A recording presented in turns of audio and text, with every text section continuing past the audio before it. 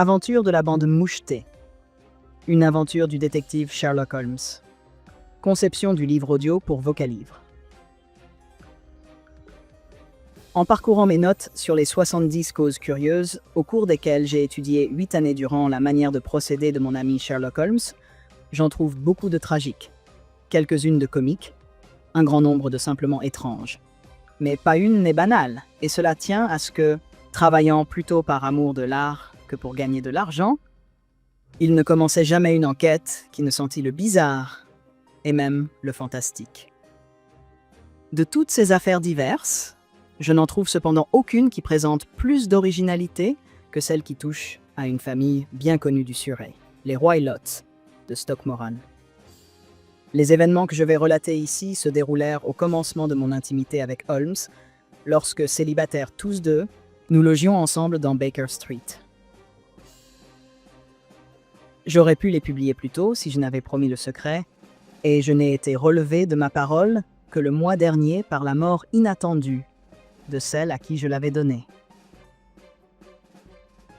Le moment est venu de faire connaître ces faits, car j'ai appris de sources certaines qu'il s'est répandu sur la mort du Dr. Grimesby Roylott des bruits qui tendraient à rendre l'affaire encore plus grave qu'elle ne l'a été en réalité.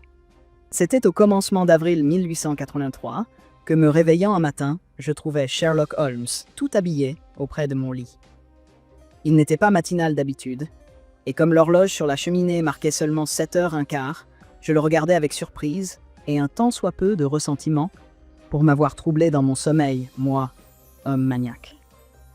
« Très fâché de vous réveiller, Watson, dit-il, mais nous en sommes tous là ce matin. Madame Hudson a donné le branle, et ayant été tirée brusquement hors de son lit, elle s'est vengée sur moi, et moi sur vous. Qu'y a-t-il donc? Le feu? Non, une cliente, une jeune fille qui s'est présentée chez moi dans un état d'agitation extrême, et qui insiste pour me voir. Elle attend au salon. Or, quand des jeunes filles courent la métropole à cette heure-ci, et font lever des gens qui ont encore sommeil, j'en conclus qu'elles ont quelque chose de très pressant à communiquer. Si elles nous apportent une affaire intéressante à étudier, vous voudrez, j'en suis sûr, la suivre dès le début.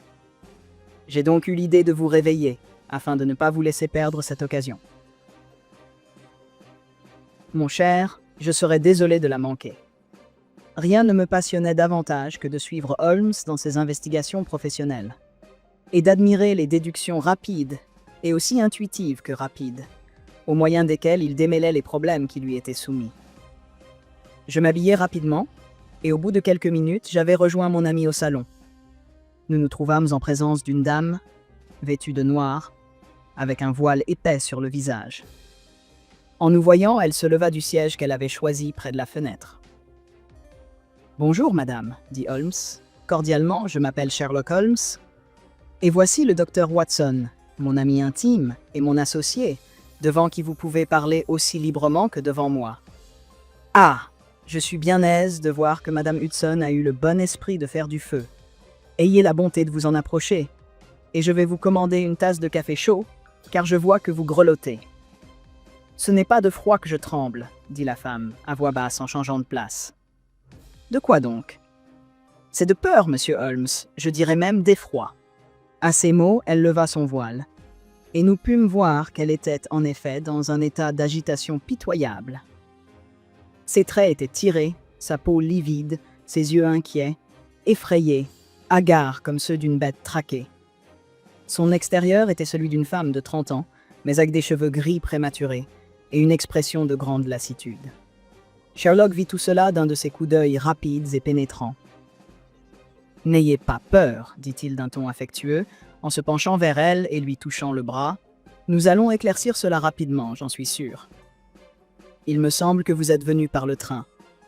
Vous me connaissez donc? Non, mais je vois votre billet de retour dans votre gant gauche. Vous avez dû partir de bonne heure et vous avez fait une longue route en dog-cart par de mauvais chemins avant d'arriver à la station. » Elle sursauta et, stupéfaite, regarda mon compagnon. « Il n'y a là aucun mystère, chère madame, dit-il en souriant. La manche gauche de votre jaquette est tachetée de boue en 7 endroits. Les marques en sont encore fraîches. Il n'y a qu'un dog-cart pour éclabousser de cette manière, surtout lorsqu'on est assis à la gauche du conducteur. Quelle que soit votre méthode de raisonnement, vous êtes tombé juste, dit-elle. J'ai quitté la maison avant 6 heures. Je suis arrivé à Leatherhead à 6h20 et à Waterloo par le premier train. Monsieur, je ne puis plus y tenir. Je deviendrai folle si cela continue. Je n'ai personne à qui m'adresser, personne absolument, et la seule qui s'intéresse à moi, un jeune homme, ne peut m'être que d'un faible secours. J'ai entendu parler de vous, monsieur Holmes, par madame Farintosh, que vous avez aidé dans une circonstance difficile. C'est par elle que j'ai eu votre adresse. Oh, monsieur, pensez-vous que vous puissiez m'aider, moi aussi, et au moins jeter quelques lumières dans le chaos qui m'environne? À présent, je ne saurais vous rémunérer de vos services, mais dans 1 mois ou 2, je serai marié, je pourrai disposer de ma fortune, et alors vous verrez que je ne suis pas une ingrate. Holmes se tourna vers son bureau et en tira un carnet qu'il consulta. Farintosh, dit-il. Ah, oui, je me rappelle l'affaire. C'était au sujet d'une tiare d'opale. Je crois que ce n'était pas de votre temps, Watson. Je puis vous assurer, madame, que je serais heureux de me consacrer à votre affaire comme je l'ai fait pour celle de votre ami. Ne parlons pas d'honoraires. Je vous en prie, ma profession porte avec elle sa récompense. Je vous laisse libre de me rembourser les dépenses que j'aurais pu faire quand cela vous conviendra. Et maintenant, je vous demande d'exposer votre affaire sans omettre aucun détail qui puisse nous éclairer. Hélas, répondit notre visiteuse, l'horreur de ma situation vient de ce que mes craintes sont si vagues et mes soupçons fondés sur des bases si faibles, je dirais même si puériles, que celui-là même à qui j'ai le droit de demander aide et conseil les considère comme des imaginations de femmes nerveuses. Il ne le dit pas, mais je le devine à ses réponses conciliantes et à ses regards pleins de pitié. Mais on m'a dit, monsieur Holmes, que vous saviez lire au fond du cœur humain. Vous pouvez peut-être me donner un conseil en présence des dangers qui me menacent. Je suis toute attention, madame. Je m'appelle Helen Stoner, et je vis chez mon beau-père, le dernier rejeton d'une des plus vieilles familles saxonnes d'Angleterre, les Roylott, de Stockmoran, famille fixée sur les confins ouest du Surrey. Holmes fit un signe de tête. Le nom m'est familier, dit-il. Cette famille fut à un moment donné parmi les plus riches d'Angleterre, et ses possessions s'étendaient jusque dans le Berkshire au nord et le Hampshire à l'ouest. Mais au siècle dernier, se succédèrent 4 générations de prodigues et de débauchés, et la ruine de la maison fut consommée par un joueur sous la Régence. Il ne resta rien de leurs terres, sauf quelques arts de terrain, et la maison, vieille de 200 ans, qui est elle-même hypothéquée autant qu'elle peut l'être. Le dernier possesseur y traîna sa misérable existence de noble ruiné. Mais son fils unique, mon beau-père, se rendit compte qu'il fallait se tirer de là, obtint d'un parent une avance de fonds pour faire des études médicales et partit pour Calcutta, où, grâce à son habileté professionnelle et à sa force de caractère, il se créa une belle clientèle. Dans un mouvement de colère causé par un vol qui avait été commis chez lui, il assomma son maître d'hôtel indien, et peu s'en fallut qu'il ne fût condamné à mort. Il fit plusieurs années de prison et revint en Angleterre, morose et aigri. Pendant que le docteur Roylott était aux Indes, il avait épousé ma mère, Madame Stoner, la veuve encore jeune du major général Stoner, de l'artillerie du Bengale. Ma sœur Julia et moi, nous étions jumelles, et nous n'avions que 2 ans lors de ce second mariage de ma mère. Elle était riche, 1000 livres sterling de rente, et elle légua sa fortune au docteur Roylott, afin qu'il nous gardât chez lui, et à condition qu'il fît à chacune de nous, en cas de mariage, une rente qu'elle détermina. Peu de temps après notre retour en Angleterre, ma mère mourut, tuée dans un accident de chemin de fer près de Crewe, il y a 8 ans de cela environ. À partir de ce moment, le docteur Roylott ne fit plus aucun effort pour se créer une clientèle à Londres, et il nous emmena avec lui dans la vieille maison de Stockmoran. La fortune que ma mère avait laissée suffisait amplement à tous nos besoins, et il ne semblait pas qu'il pût y avoir d'obstacle à notre bonheur. Mais tout à coup, le caractère de notre beau-père changea terriblement. Au lieu de se faire des amis et d'échanger des visites avec nos voisins, qui avaient d'abord été enchantés de voir un Roylott de Stockmoran installé de nouveau dans la vieille demeure de famille, il s'enferma chez lui, et ne sortit guère que pour se quereller férocement avec quiconque se trouvait sur sa route. Une violence de caractère voisine de la folie était du reste chose héréditaire chez les hommes de sa famille. Et chez mon beau-père, cette disposition avait été, je pense, accrue par son long séjour sous les tropiques. Il se produisit des rixes déplorables qui le firent traduire 2 fois en police correctionnelle. Il devint la terreur du village et les gens s'enfuyaient à son approche, car il est excessivement fort et ne se possède plus quand il est en colère. La semaine dernière, il jeta le forgeron par-dessus un parapet dans la rivière, et je n'ai pu éviter un scandale public qu'en donnant à la victime tout l'argent que j'ai pu réunir. Il n'a aucun ami, excepté les bohémiens. Il permet à ces vagabonds de camper sur les quelques arts de terre couverts de ronces, qui sont la seule propriété de la famille, et accepte en retour l'hospitalité sous leur tente, voyageant même avec eux pendant des semaines entières. Il a aussi une passion pour certaines bêtes indiennes qui lui sont envoyées par un correspondant, et il a dans ce moment-ci une panthère et un babouin qui se promènent en liberté, et sont redoutés des villageois presque autant que leur maître. Vous jugerez par tout ceci que ma pauvre sœur Julia et moi n'avions pas grand agrément dans la vie. Nous ne pouvions garder aucun domestique, et pendant longtemps nous avons dû nous servir nous-mêmes. Ma sœur n'avait que 30 ans quand elle est morte, et pourtant ses cheveux avaient commencé à blanchir, tout comme les miens. Votre sœur est morte? Oui, il y a juste 2 ans de cela, et c'est de sa mort que je veux vous parler. Vous comprenez que, menant la vie que je vous ai décrite, il se présentait peu d'occasions de voir des gens de notre âge et de notre monde. Nous avions pourtant une tante, sœur non mariée de ma mère, mais Honoria Westphal, qui demeure auprès de Harrow, et nous obtenions de temps en temps la permission de lui faire une courte visite. Julie y passa les fêtes de Noël, il y a 2 ans, et y rencontra un capitaine de corvette en demi-solde, avec qui elle se fiança. Mon beau-père apprit cet engagement au retour de ma sœur, et ne fit pas d'objection au mariage. Mais une quinzaine avant le jour fixé pour la cérémonie, se déroula le terrible drame qui m'a privé de ma seule compagne. Sherlock Holmes était resté appuyé au dossier de sa chaise, les yeux fermés, et la tête renversée sur un coussin. Mais à ce moment, il entr'ouvrit les yeux et jeta un regard sur sa cliente. « Soyez assez bonne pour donner des détails très précis, dit-il. Cela m'est facile, car chaque minute de cette épouvantable nuit est gravée dans ma mémoire. L'habitation est, comme je l'ai dit, très ancienne, et seule une des ailes est habitée. Les chambres à coucher se trouvent au rez-de-chaussée, les salons dans le pavillon central. La première chambre est celle du docteur Wylot. La seconde était celle de ma sœur. La troisième est la mienne. Elles ne communiquent pas, mais donnent toutes sur le même corridor. Me fais-je bien comprendre? Parfaitement. Les fenêtres de ces 3 pièces ouvrent sur la pelouse. Dans cette nuit fatale où mourut ma sœur, le docteur Wylot s'était retiré de bonne heure, mais sans se coucher, car Julia se trouva tout à coup incommodée par l'odeur des forts cigares indiens qu'il avait l'habitude de fumer. Elle quitta donc sa chambre et vint chez moi, où elle resta un certain temps à m'entretenir de son mariage. À 11 heures, elle se leva pour partir, mais s'arrêtant à la porte. « À propos, Hélène, me dit-elle, as-tu jamais entendu siffler au milieu de la nuit ?»« Jamais, répondis-je. Je suppose qu'il te serait impossible de siffler en dormant, n'est-ce pas ?»« Assurément, mais pourquoi ?»« Parce que ces dernières nuits, j'ai toujours, vers les 3 heures du matin, entendu un sifflement faible et cependant distinct. J'ai le sommeil très léger, et cela m'a réveillé. Je ne puis me rendre compte d'où cela vient, de la chambre voisine ou de la pelouse. Je voulais savoir si tu l'avais aussi entendu, ce sifflement. Non, ce sont probablement ces maudits bohémiens dans le parc. Cela se pourrait.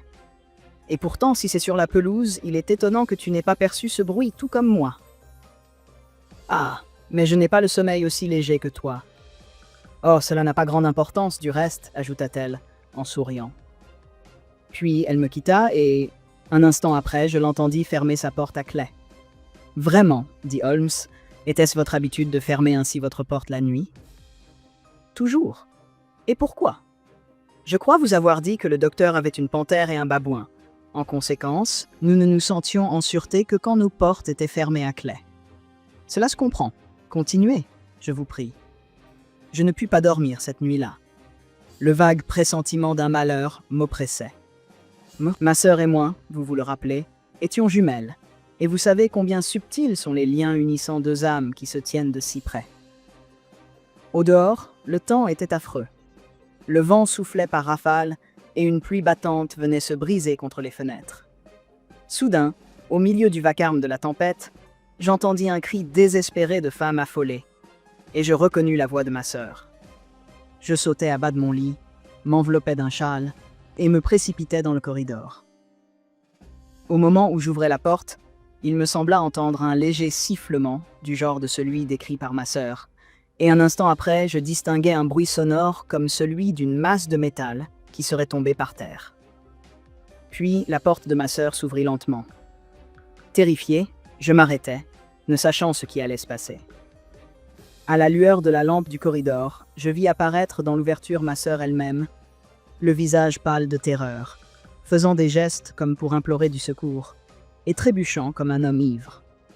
Je courus à elle, je la pris dans mes bras, mais les jambes lui manquèrent, et elle s'affaissa par terre.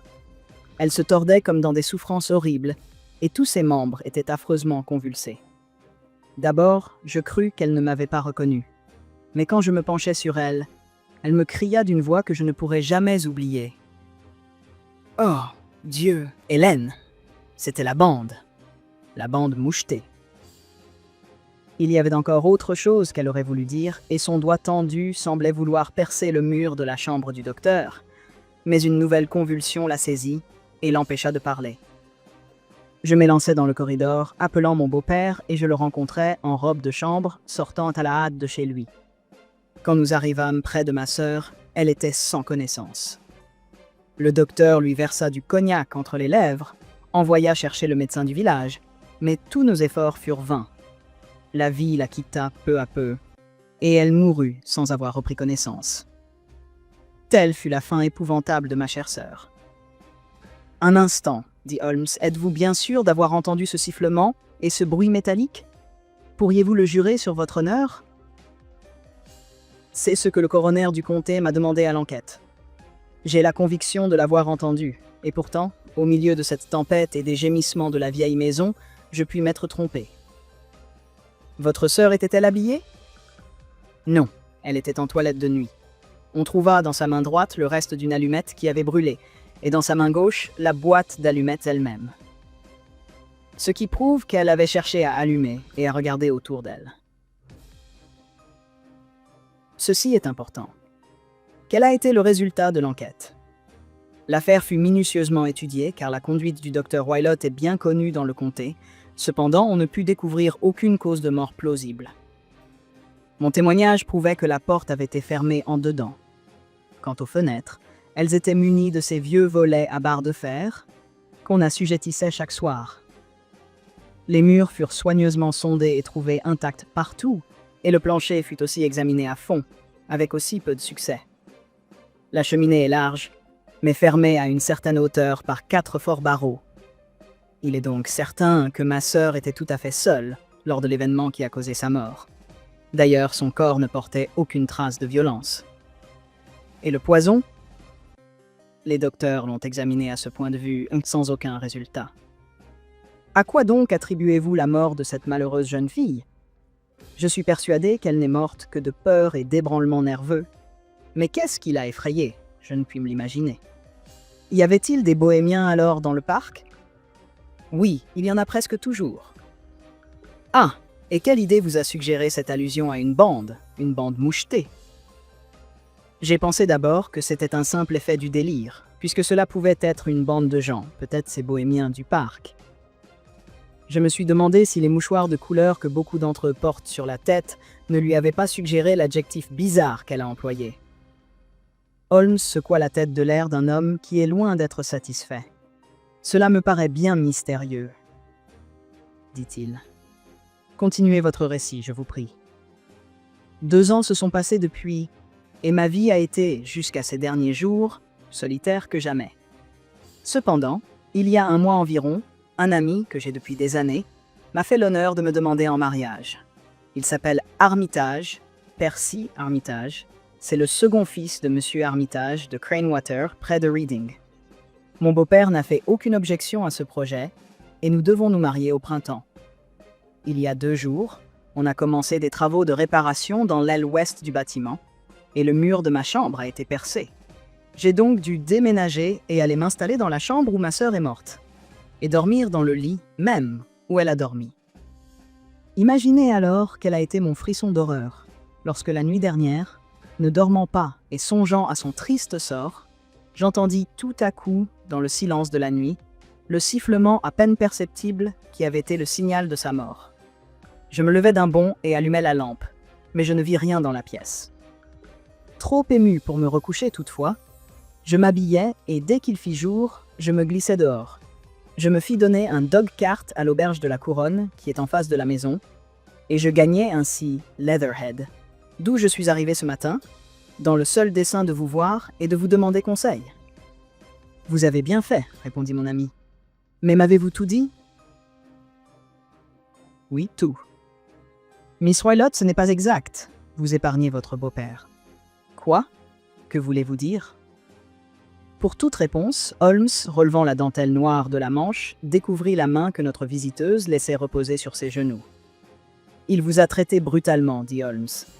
La jeune fille rougit profondément et, cachant son poignet endolori, « C'est un homme brutal, dit-elle, et peut-être ne se rend-il pas compte de sa propre force. » Il y eut un long silence, pendant lequel Holmes, le menton appuyé sur ses mains, regardait fixement le feu qui pétillait dans la cheminée. « C'est une affaire très obscure, dit-il enfin. Il y a 1000 détails que je voudrais connaître avant de fixer notre ligne de conduite. Mais nous n'avons pas un instant à perdre. Si nous allions à Stockmoran aujourd'hui même, nous serait-il possible de visiter ces pièces sans que votre beau-père le sût? Justement, il a parlé de venir aujourd'hui en ville pour une affaire très importante. Il est probable qu'il sera dehors toute la journée et que rien ne viendra vous déranger. Nous avons une femme de charge maintenant, mais elle est vieille et bête et je pourrais facilement l'écarter. Parfait. Vous n'avez rien à dire contre cette excursion, Watson? Absolument rien. Eh bien, nous irons ensemble. Qu'allez-vous faire vous-même? 1 ou 2 courses, puisque je suis en ville. Je rentrerai par le train de midi, de façon à être là à temps pour vous recevoir. Et vous pouvez compter sur nous de bonne heure dans l'après-midi. J'ai moi-même quelques affaires à expédier. Vous ne voulez pas rester à déjeuner? Non, il faut que je parte. Mon cœur est bien soulagé maintenant que je vous ai confié ma peine. À bientôt donc. Elle abaissa son voile épais sur sa figure et sortit d'un pas léger. « Que pensez-vous de tout cela, Watson ?» demanda Holmes en se renversant sur sa chaise. « Cela me paraît être une affaire bien obscure et sinistre. » « Obscure, oui, et sinistre aussi. » Cependant, si ce qu'elle dit est vrai, si le plancher et les murailles sont intacts et la porte, la fenêtre et la cheminée infranchissables, sa sœur était indubitablement seule au moment de sa mort. Que faites-vous alors de ces sifflements nocturnes et des paroles étranges de la moribonde? Je ne sais qu'en penser. Si vous faites un rapprochement entre ces sifflements de la nuit et la présence d'une bande de bohémiens en intimité avec ce vieux docteur, les fortes présomptions que celui-ci a intérêt à empêcher le mariage de sa belle-fille, l'allusion de la mourante à une bande, et enfin le fait que Miss Helen Stoner a entendu un choc métallique qui aurait pu être causé par le déplacement d'une des barres de fer des volets, il me semble qu'il faut chercher de ce côté l'explication du mystère. Mais alors, qu'ont fait ces bohémiens? Je n'en sais absolument rien. Je ne trouve pas votre raisonnement très péremptoire. Moi non plus, et c'est précisément pour cela que nous allons à Stockmoran aujourd'hui. Je veux voir si les objections qui se présentent à mon esprit sont insurmontables ou si elles peuvent être réfutées. Mais que diable! Cette exclamation avait été arrachée à mon compagnon par la brusque ouverture de la porte, à l'apparition d'un homme de forte taille. Son costume était un singulier mélange de l'homme comme il faut et de l'agriculteur, car il portait un chapeau haut de forme, une longue redingote et une paire de guêtres très hautes. Il tenait à la main un fouet de chasse. Il était si grand que son chapeau touchait le chambranle de la porte, et si large qu'il semblait remplir l'ouverture tout entière. Sa large face, sillonnée de 1000 rides hâlées par le soleil, portait l'empreinte des plus viles passions. Son regard s'arrêtait alternativement sur chacun de nous. Ses yeux enfoncés, injectés de bile, et son nez crochu et émacié, le faisaient ressembler à un vieil oiseau de proie. « Lequel de vous est Holmes » demanda cet étrange personnage. « C'est moi, monsieur, mais je désirerais savoir à qui j'ai l'honneur de parler, » dit mon compagnon sans s'émouvoir. « Je suis le docteur Grimesby Roylott, de Stoke Moran. »« Vraiment, docteur, » dit Holmes d'un ton mielleux, « prenez un siège, je vous prie. »« Certainement non. Ma belle-fille est venue ici. J'ai suivi sa piste. »« Que vous a-t-elle raconté ?»« Il fait un temps bien froid pour la saison, » répondit Holmes. « Qu'est-ce qu'elle vous a dit ?» cria le vieillard furieux. « Mais j'ai entendu dire que les crocus seraient beaux cette année, » continua mon ami sans se dérouter. « Vous ne voulez pas me répondre, » dit notre visiteur en avançant d'un pas et en brandissant son fouet. « Je vous connais, espèce de coquin. J'ai déjà entendu parler de vous. Vous êtes Holmes. » Mon ami eut un léger sourire. « Holmes, l'homme qui se mêle de ce qui ne le regarde pas. » Mon ami sourit franchement. « Holmes, le cireur de bottes de Scotland Yard. » Holmes, cette fois, rit de bon cœur. « Vous m'intéressez. Je vous demande seulement, quand vous partirez, de vouloir bien fermer la porte, car vous nous avez laissés en plein courant d'air. Je partirai quand j'aurai vidé mon sac. Je vous défends de vous mêler de mes affaires. Je sais que Miss Stoner est venue ici. Je l'ai filée. Je suis un homme dangereux pour quiconque me résiste. Regardez plutôt. » Il s'avança vivement, saisit de sa large main brune le tisonnier et le plia en deux. « Tenez-vous donc au large, hurla-t-il, et rejetant le tisonnier tordu dans le foyer, il sortit à grands pas. « Ça m'a l'air d'un homme fort aimable, » dit Holmes en riant. « Je ne suis pas aussi massif que lui, mais s'il était resté plus longtemps, j'aurais pu lui faire voir que ma poigne vaut la sienne. » Sur ce, reprenant le tisonnier d'acier, il le redressa d'un seul coup. « Voyez-vous cette insolence de me confondre avec la police de sûreté? Cet incident donne un charme de plus à notre enquête. J'espère seulement que notre petit ami n'aura pas à souffrir de son imprudence à se laisser filer. Et maintenant, Watson, nous allons commander le déjeuner. Ensuite, j'irai à la chambre syndicale des médecins, où j'espère trouver quelques renseignements utiles. » Il était près d'une heure quand Sherlock revint de sa course. Il tenait à la main un papier bleu couvert de notes et de chiffres. « J'ai vu le testament de l'épouse décédée, » dit-il. « Il a fallu, pour bien le comprendre, calculer la valeur actuelle des placements dont il y est question. Le revenu total, qui au moment de la mort était de près de 1100 livres sterling, n'est plus, à cause de la baisse des produits agricoles, que de 750 livres. Chaque fille a droit, en se mariant, à une rente de 250 livres. Il est donc évident que si elles s'étaient mariées toutes deux, le cher homme aurait été réduit à une maigre pitance. Même le mariage d'une seule ferait un trou considérable dans ses revenus. Ma recherche de ce matin n'a donc pas été inutile, puisqu'elle prouve jusqu'à l'évidence que le docteur Roylott a les meilleures raisons du monde de s'opposer à pareil projet. Et maintenant, Watson, ceci devient trop sérieux pour l'embiner, d'autant plus que le vieux bonhomme sait que nous nous intéressons à ses affaires. Si donc vous êtes prêts, nous allons prendre un fiacre et aller à la gare de Waterloo. Je vous serai reconnaissant de glisser votre revolver dans votre poche. Un LANO 2 est un argument parfait contre des individus qui peuvent plier en deux des tisonniers d'acier. Ajoutez à cela une brosse à dents et nous voilà équipés. À Waterloo, nous eûmes la chance de trouver un train en partance pour Leatherhead, où nous louâmes, à l'auberge de la station, une voiture qui nous promena, l'espace de 4 à 5 milles, à travers les charmants chemins du Surrey. C'était par une délicieuse journée de printemps, égayée d'un beau soleil, que voilaient par instants quelques nuages floconneux. Les arbres et les haies du bord de la route commençaient à bourgeonner, et l'air était imprégné de cette bonne odeur de terre humide. Quel étrange contraste entre le réveil de la nature si riche d'espérance et la sinistre besogne dans laquelle nous étions engagés. Mon compagnon, assis sur le devant de la voiture, avait les bras croisés, le chapeau sur les yeux et le menton baissé sur la poitrine. Il semblait perdu dans ses réflexions.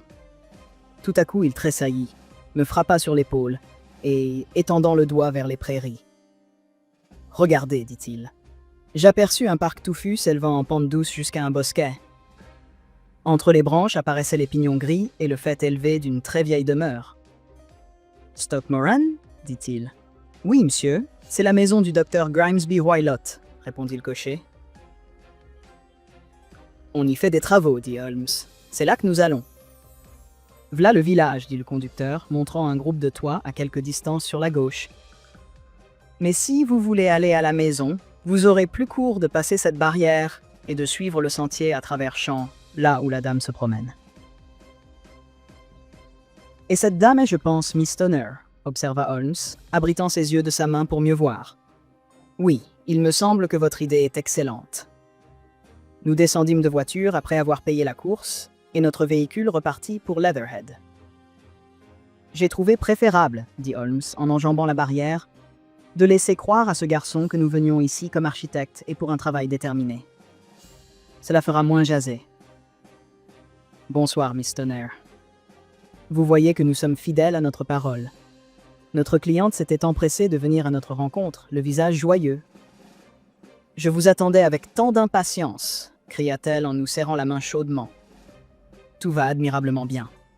Le docteur Wylott est allé en ville et il n'est pas probable qu'il revienne avant ce soir. » « Nous avons eu le plaisir de faire connaissance avec lui, » dit Holmes. Et en quelques mots, il raconta l'entrevue. Miss Stoner était devenue blême. « Grand Dieu !» cria-t-elle. « Il m'a donc suivi ?»« Évidemment. Il est si rusé que je ne suis jamais sûre de rien. Que va-t-il dire à son retour? Il n'aura qu'à se bien tenir, car il pourrait avoir affaire à plus rusé que lui. Il faut fermer votre porte à clé cette nuit. S'il veut user de violence, nous vous emmènerons chez votre tante, à Harrow. Maintenant, ne gaspillons pas notre temps, et montrez-nous tout de suite les pièces que nous avons à examiner. » La construction était en pierre grise, tachée de liquin, avec un pavillon central élevé et 2 ailes en hémicycle de chaque côté.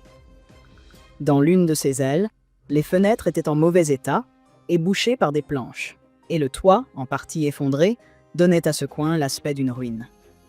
La partie centrale n'était guère en meilleur état, mais l'aile droite semblait relativement moderne. Les rideaux aux fenêtres, la fumée bleue sortant des cheminées, indiquaient que ce coin était habité. Il y avait un échafaudage contre le mur du pignon, et le mur lui-même était percé. Cependant, aucun ouvrier n'y travaillait. Holmes se promena de long en large sur la pelouse, mal entretenue du reste, et il examina avec la plus grande attention les ouvertures extérieures. Voilà, je pense, la fenêtre de votre chambre. Ensuite, au milieu, celle de la chambre de votre sœur, et la plus rapprochée du pavillon central est celle de la chambre du docteur Wylott. Précisément. Mais j'habite en ce moment la chambre du milieu. Pendant les travaux, je crois. À propos, il ne me semble pas que ce mur ait eu besoin de réparation. Absolument pas. Cela me paraît être tout simplement un prétexte pour me faire changer de chambre. Ah, ceci est assez suggestif. Maintenant, l'autre côté de cette aile est occupé par un corridor sur lequel donnent toutes ces pièces. Il a des fenêtres, je suppose? Oui, mais très petites, trop étroites même pour qu'on puisse y passer. Dans tous les cas, puisque vous fermiez toutes 2 vos portes à clé la nuit, ce côté-là n'était pas accessible. Voulez-vous avoir la bonté d'aller dans votre chambre et de fermer vos volets en dedans? Miss Stoner obéit, et Holmes, après avoir soigneusement examiné la fenêtre ouverte, essaya tous les moyens possibles de forcer le volet, sans y parvenir. Il n'y avait pas une fente par où on pût glisser même un couteau pour soulever la barre de fermeture. Muni de sa loupe, il regarda de près les gonds, mais ils étaient en fer épais et solidement scellés dans la maçonnerie. « dit-il d'un air perplexe en se grattant le menton, mon raisonnement pèche par la base. Personne n'a pu passer par ici lorsque ces volets étaient fermés. Voyons si un examen à l'intérieur de la pièce ne nous donnera pas quelque indice. » Une petite porte donnait accès dans le corridor, blanchi à la chaux, sur lequel s'ouvraient les 3 chambres. Holmes refusa d'examiner la 3e, et nous passâmes immédiatement dans la seconde, celle qu'habitait actuellement Miss Stoner et où sa sœur était morte. C'était une jolie chambre, un peu basse de plafond, avec une large cheminée, comme on en trouve souvent dans les vieilles maisons. Dans un coin, une commode de couleur sombre. Dans un autre, un lit étroit, peint en blanc, et à gauche de la fenêtre, une table de toilette. Ces 3 meubles, 2 petites chaises d'osier et un morceau de tapis Wilton, formaient tout le mobilier de la pièce. Les murs étaient revêtus de boiseries en chêne bruni, piquées des verres, si vieilles et si décolorées par le temps qu'elles devaient dater de la construction même. Holmes poussa une des chaises dans un coin et s'y assit, gardant le silence absolu et parcourant des yeux tous les coins et recoins de la chambre pour en fixer chaque détail dans son esprit. « Où va cette sonnette ?» demanda-t-il enfin, en indiquant un cordon pendu à la tête du lit et dont le gland tombait sur l'oreiller. Elle communique avec la chambre de la femme de charge. Ce cordon semble plus neuf que le reste du mobilier. Oui, on ne l'a placé là qu'il y a 2 ans environ. Je suppose que c'est votre sœur qui l'a demandé. Non, je ne crois pas qu'elle s'en soit jamais servie. Nous avions l'habitude de nous passer de domestiques. Alors, ce n'était guère la peine de mettre ici un aussi joli cordon de sonnette. Maintenant, je vais vous demander la permission d'examiner le plancher. Il se jeta à plat ventre et muni de sa loupe, étudia minutieusement les fentes entre les feuilles du parquet. Il examina de même les boiseries des murs. Puis il s'approcha du lit et le regarda en tous sens, ainsi que la muraille contre laquelle il était appuyé. Enfin, il saisit le cordon de sonnette et le tira vivement. « Eh ! Il est faux. Comment? Il ne sonne pas? Non, il n'est même pas fixé à un fil de fer. Oh, mais ceci devient fort intéressant. Tenez, regardez, le cordon est attaché à un crochet, juste au-dessus de la prise d'air. Mais c'est absurde! Je ne m'en étais jamais aperçu. Bizarre, bizarre, murmura Holmes en tirant sur le cordon. Il y a 1 ou 2 choses bien singulières dans cette chambre. Par exemple, quel est l'imbécile d'architecte qui a établi une prise d'air entre 2 pièces, alors qu'il était si simple de la faire sur le mur extérieur? Cela est également tout récent, dit la jeune fille. Cela doit dater à peu près de la même époque que le cordon de sonnette, ajouta Holmes. Oui, on a fait plusieurs petits travaux à ce moment-là. Ils étaient assez singuliers. Faux cordon de sonnette et prise d'air n'aérant pas. Avec votre permission, Miss Stoner, nous allons poursuivre nos recherches dans l'autre pièce. La chambre du docteur Grimesby Roylott était plus grande que celle de sa belle-fille, mais meublée avec la même simplicité. Un lit de camp, une petite étagère pleine de livres de science, pour la plupart, un fauteuil près du lit, une chaise en bois contre le mur, une table ronde et un grand coffre-fort étaient les principaux meubles de cette pièce dont Holmes fit lentement le tour, examinant chaque objet avec la plus soigneuse attention. « Qu'y a-t-il là-dedans » demanda-t-il en frappant sur le coffre-fort. « Des papiers d'affaires de mon beau-père. »« Ah, vous les avez vus ?»« Une fois seulement, il y a quelques années. Je me rappelle que c'était plein de paperasse. »« Il n'y aurait pas un chat dedans par hasard ?»« Non. Quelle drôle d'idée. Mais voyez donc ça !» Il montra une petite soucoupe pleine de lait qui était déposée sur le coffre. « Non, nous n'avons pas de chat ici, mais nous avons une panthère et un babouin. »« Oh, oui, évidemment. La panthère, au fond, n'est qu'un fort spécimen de l'espèce féline, mais une soucoupe de lait ne saurait lui suffire, j'imagine. Il y a là quelque chose dont je voudrais m'assurer. » Il s'accroupit devant la chaise en bois et en examina le siège avec la plus grande attention. « Merci. Il n'y a plus de doute, dit-il en se relevant et en remettant sa loupe dans sa poche. « Allô, voici un objet intéressant. » Et il montrait un petit fouet de chasse, pendu auprès du lit. La mèche, cependant, en était nouée, de façon à former un nœud coulant. « Qu'est-ce que vous pensez de cela, Watson? C'est un fouet, comme tous les fouets. Seulement, je ne sais pas pourquoi la mèche est nouée ainsi. Cela n'est déjà pas ordinaire, il me semble. Ah, mes pauvres amis, le monde est bien vilain, et quand un homme met son intelligence au service du crime, on peut s'attendre aux pires infamies. Je crois que j'en ai vu assez, Miss Stoner, et avec votre permission, nous allons maintenant sortir devant la maison. Je n'avais jamais vu le front de mon ami aussi soucieux qu'au moment où nous quittâmes avec lui son champ d'investigation. Nous avions, Miss Stoner et moi, arpenté plusieurs fois la pelouse sans oser interrompre ses réflexions, lorsqu'il rompit lui-même le silence. « Il est essentiel, Miss Stoner, dit-il, que vous suiviez exactement mes instructions jusque dans les plus petits détails. Je n'y manquerai certainement pas. » La chose est trop grave pour que vous hésitiez. Votre vie est en jeu. Je me fie entièrement à vous. D'abord, mon ami et moi, nous devons passer la nuit dans votre chambre. La stupéfaction de Miss Stoner égala la mienne. Oui, il le faut. Je vais vous dire pourquoi. C'est bien l'auberge du village qu'on voit là-bas? Oui, l'auberge de la Couronne. Très bien. On doit voir vos fenêtres de là-bas?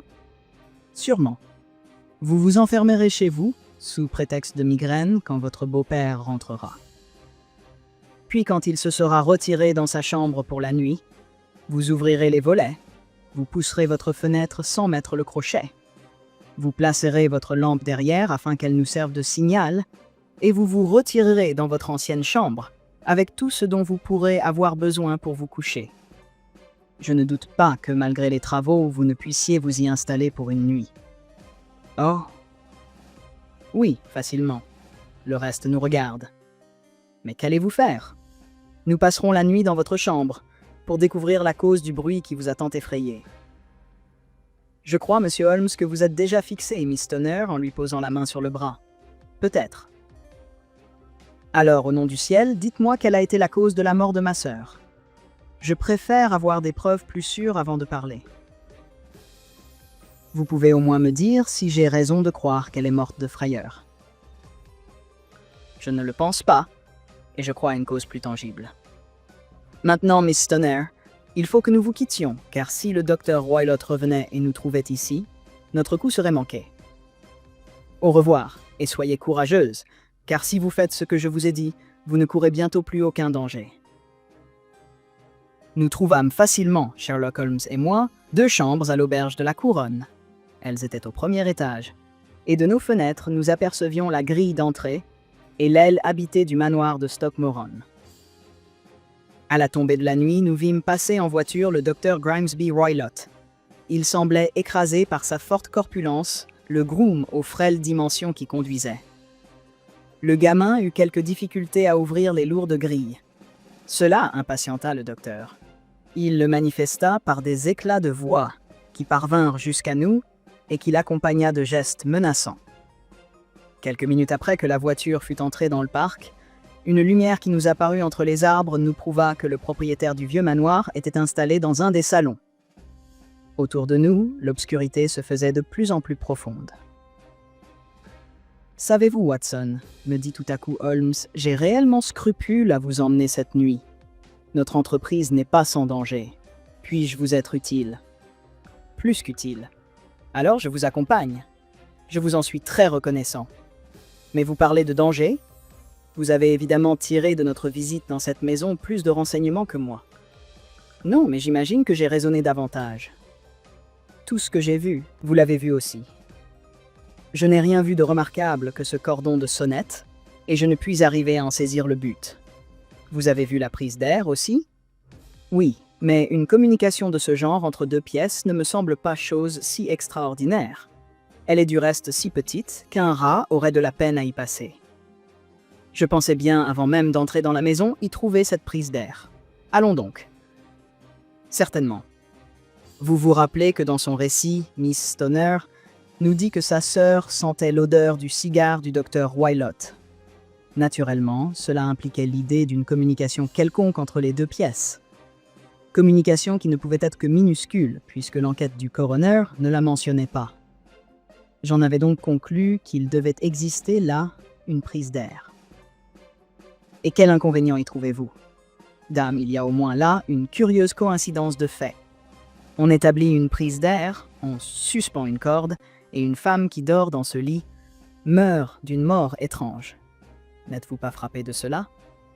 Je ne vois aucun rapport entre tout cela. Avez-vous remarqué quelque chose de très particulier au sujet de ce lit? Non, il est scellé au plancher. Est-ce l'habitude de fixer ainsi un lit? Je ne crois pas. Ainsi, la jeune fille ne pouvait pas déplacer son lit. Elle était forcée de le laisser toujours à portée de la prise d'air et de la corde, car nous pouvons l'appeler ainsi, puisqu'il n'y a jamais eu de sonnette. Holmes, m'écriai-je, je commence à saisir vaguement votre idée. Nous arrivons juste à temps pour empêcher un crime horrible et raffiné. Très horrible et très raffiné. Quand un médecin tourne mal, il devient le plus grand des criminels, car il a pour lui le sang-froid et la science. Palmer et Pritchard étaient les premiers de leur profession. Cet homme vise plus haut encore, mais je crois, Watson, que nous serons plus malins que lui. En attendant de constater toutes ces horreurs, fumons tranquillement une pipe et tâchons de penser pendant quelques heures à des choses moins lugubres. Vers 9 heures, la lumière qui brillait à travers les arbres s'éteignit et tout redevint obscur dans la direction du manoir. 2 longues heures s'écoulèrent. Sur le coup de 11 heures, une vive lumière perça les ténèbres juste en face de nous. « Voici notre signal, » dit Holmes, se levant d'un bond. Il vient bien de la fenêtre du milieu. En sortant, il échangea quelques paroles avec l'aubergiste pour lui expliquer que nous allions faire une visite chez un ami et que nous y passerions peut-être la nuit. Un instant après, nous étions sur la route, le visage fouetté par un vent glacial, marchant vers la lumière qui nous guidait dans notre sinistre expédition. Nous n'eûmes pas de peine à pénétrer dans le parc, dont les murs avaient de nombreuses brèches. Nous avions déjà atteint la pelouse, et l'ayant traversée, nous nous apprêtions à escalader la fenêtre quand, d'un bosquet de lauriers, s'élança une sorte de nain hideux et difforme qui se jeta sur le gazon en tordant ses membres, puis s'enfuit et disparut dans l'obscurité. « Grand Dieu !» murmurai-je. « Avez-vous vu ?» Holmes fut d'abord aussi surpris que moi et il me serra nerveusement la main. Puis il se mit à rire, silencieusement toutefois, et murmura à mon oreille. « Charmante maison, c'est le babouin !» J'avais oublié les favoris du docteur. Il avait un panthère aussi. Peut-être allions-nous la sentir sur nos épaules, d'un moment à l'autre. J'avoue que je fus plus tranquille quant à la suite de Holmes, et après avoir ôté mes souliers, je me trouvais à l'intérieur de la chambre. Mon compagnon ferma les volets sans bruit, mit la lampe sur la table et regarda autour de lui. Tout était comme nous l'avions vu en plein jour. Alors, s'approchant doucement de moi et faisant un porte-voix de sa main, il me murmura dans l'oreille, d'un ton si bas que je pouvais à peine distinguer ses mots. Le plus petit bruit serait fatal à notre plan. Je fis signe que j'avais entendu. Nous ne devons pas garder de lumière. Il la verrait par la prise d'air. Je répondis par un geste. Ne vous endormez pas. Cela pourrait vous coûter la vie. Ayez votre revolver sous la main en cas de besoin. Je vais m'asseoir sur le lit. Vous, installez-vous sur cette chaise. Je posai mon revolver sur le coin de la table. Holmes avait apporté une badine longue et mince qu'il plaça sur le lit à côté de lui. Il mit à côté une boîte d'allumettes et un bout de bougie. Puis, il éteignit la lampe et nous nous trouvâmes dans l'obscurité. Je n'oublierai jamais cette veille émouvante. Je n'entendais pas un son, pas même un bruit de respiration, et je savais pourtant que mon compagnon était là tout près, assis, les yeux ouverts, dans le même état de tension nerveuse que moi. Les volets ne laissaient passer aucun rayon de lumière, et nous étions dans les ténèbres les plus épaisses.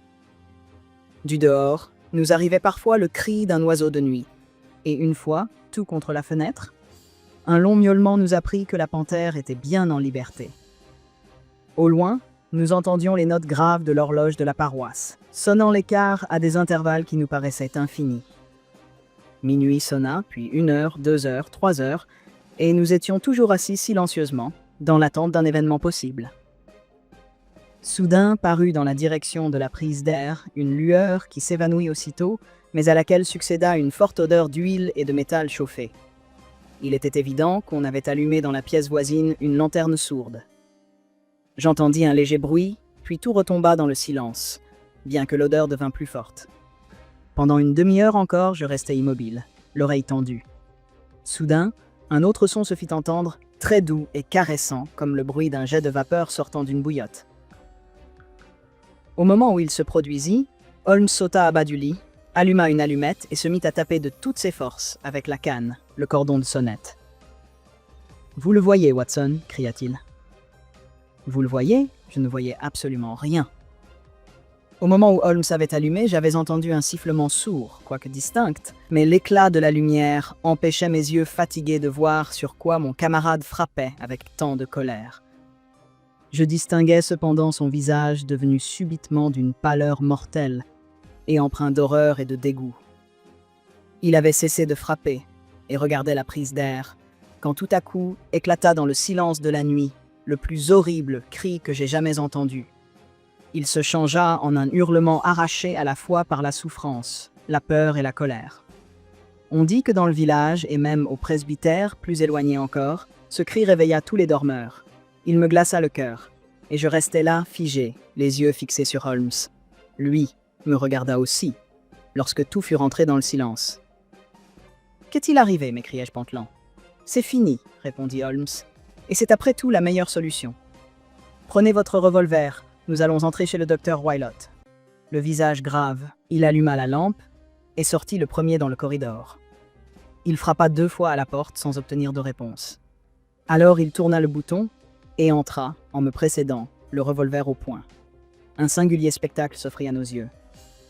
Une lanterne sourde posée sur la table éclairait le coffre-fort dont la porte était entr'ouverte. Auprès de cette table, sur la chaise de bois, le docteur Grimesby Wylot, vêtu d'une robe de chambre grise, les pieds nus chaussés de babouches turques. Sur ses genoux, le fouet à longue mèche que nous avions remarqué dans la journée. Il avait la tête renversée et ses yeux regardaient avec fixité un coin du plafond. Sur le front, il avait un singulier bandeau jaune tacheté de brun qui semblait serré autour de sa tête. À notre entrée, il ne fit aucun mouvement. La bande mouchetée, murmura Holmes. Je fis un pas en avant. Au même moment, cette singulière coiffure bougea et la tête plate triangulaire d'un hideux serpent se tourna vers nous. « C'est une vipère des marais !» cria Holmes, le serpent le plus venimeux de l'Inde. Le docteur est mort 10 secondes après avoir été mordu. Œil pour œil, dent pour dent. Rejetons cette créature dans son antre, emmenons Miss Stoner sous quelque autre toit hospitalier et informons la police du comté de ce qui est arrivé. Tout en parlant, il avait pris le fouet sur les genoux du cadavre, puis jetant le nœud coulant sur le reptile, il l'arracha à son horrible piédestal et le porta à bras tendus jusqu'au coffre-fort dans lequel il le jeta et dont il referma la porte. C'est ainsi que mourut le docteur Grimesby Wylot de Stoke Moran. Il n'est pas nécessaire de prolonger un récit déjà trop long en racontant comment, après avoir appris la vérité à la jeune fille, nous l'amenâmes par le train du matin à sa chère tante de Harrow. L'enquête officielle prouva que le docteur avait trouvé la mort en jouant imprudemment avec un dangereux reptile. Holmes acheva de m'éclairer sur cette sinistre affaire en rentrant à Londres le lendemain. Mes premières conclusions étaient tout à fait erronées, ce qui montre, mon cher Watson, combien il est dangereux de raisonner sur des données insuffisantes. La présence des bohémiens et l'emploi du mot « bande » par la pauvre fille pour expliquer ce qu'elle vit confusément à la lueur de son allumette avaient suffi pour me lancer sur une fausse piste. Je n'ai eu qu'un mérite, celui d'avoir changé mes batteries dès qu'il me fut devenu évident que le danger dont pouvait être menacé l'occupant de cette chambre ne pouvait venir ni par la fenêtre, ni par la porte. Mon attention fut rapidement attirée, comme je vous l'ai déjà dit, par la prise d'air et le cordon de sonnette pendu au-dessus du lit. La découverte que ce cordon était faux et que le lit était scellé au sol me fit instantanément soupçonner que la corde devait servir à un objet qui, passant par le trou, descendait sur le lit. L'idée d'un serpent m'était donc naturellement venue à l'esprit. Et lorsque j'y accouplais le fait que le docteur recevait des bêtes de l'Inde, je me sentis sur la bonne piste. L'idée d'employer un poison impossible à découvrir chimiquement devait venir à un homme instruit et sans conscience, qui avait vécu en Extrême-Orient. La rapidité avec laquelle ce poison agit était encore un avantage, à son point de vue. Il aurait fallu au coroner un œil bien perçant pour reconnaître les 2 petites piqûres produites par les crocs venimeux. Je me souvins aussi du sifflement. Le docteur devait naturellement rappeler le serpent avant que le jour ne le fît voir à sa victime. Il l'avait dressé, probablement au moyen du lait que nous avons vu, à revenir à son appel. Il le faisait passer par la prise d'air, à l'heure qu'il jugeait convenable, certain que l'animal ramperait le long de la corde et descendrait sur le lit. Plusieurs nuits pouvaient se passer sans que la victime fût mordue, mais tôt ou tard, elle devait succomber. J'étais arrivé à cette conclusion avant même d'entrer dans la chambre du docteur. L'examen de sa chaise nous prouva qu'il avait l'habitude de monter dessus, ce qui était nécessaire pour qu'il pût atteindre à la prise d'air. La vue du coffre-fort, la soucoupe de lait et le nœud coulant faisait disparaître les derniers doutes qui pouvaient me rester. Le bruit métallique entendu par Miss Stoner provenait évidemment de la fermeture hâtive du coffre-fort. Une fois ma conviction faite, vous savez les mesures prises pour acquérir la preuve définitive.